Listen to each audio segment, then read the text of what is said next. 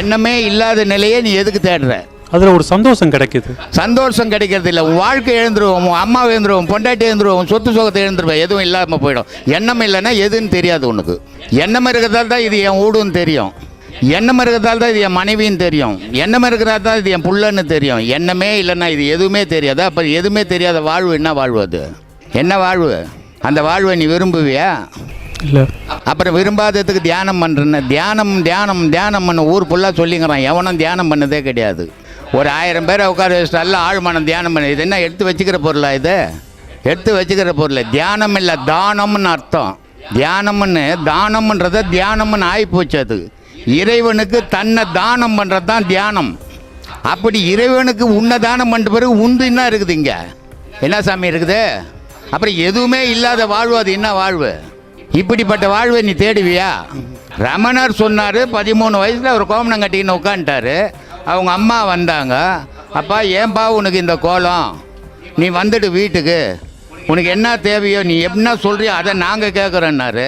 வாயே திறக்கல, அவர் பேசாமல் உட்கார்ந்தார். ஊந்து கத்தி கதறி ஊந்துட்டாங்க கீழே. பக்காக்க இருந்த ஜனங்க சொல்கிறாங்க, சாமி இந்த மாதிரி பெத்த தாய் இப்படி அழுது அடிச்சுக்கின்னு விழுந்துட்டாங்கல்ல, அவங்களுக்கு ஒரு வார்த்தையான பதில் சொல்லக்கூடாதா அப்படின்னும் போது ஒரு பேப்பர் எடுக்கிறாரு. நீ வந்த வழியை பார்த்து நீ போ, நான் வந்த வழியை பார்த்து நான் போகிறேன்றாரு. நீங்கள் சொல்லுவீங்களா?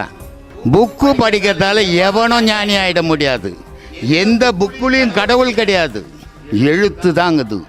உன்னை பற்றி எழுத்துக்குது, கடவுளை பற்றி எழுத்துக்குது, பக்கத்து வீட்டுக்காரனை பற்றி எழுத்துக்குது, பணக்காரனை பற்றி எழுத்துக்குது, விஞ்ஞானியை பற்றி எழுத்துக்குது, மெஞ்ஞானியை பற்றி எழுத்துக்குது. கடவுள் எதுலேயும் இல்லை.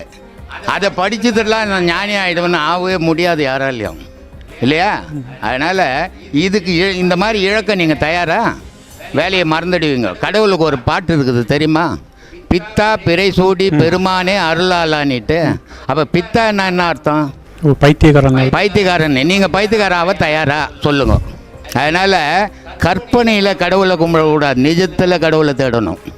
எதுவும் நினச்சா நான் தியானத்துக்கு போயிட்டேன், நான் இதுக்கு போயிட்டேன், அந்த இடத்துக்கு போயிட்டேன்லாம் அந்த மாதிரிலாம் சொல்கிறது அர்த்தமற்ற செயல். அது ஒரு பிரம்மை, மாயை. அதில் இருக்கக்கூடாது. எதையுமே ப்ராக்டிக்கலாக சிந்திச்சு பாருங்கள்.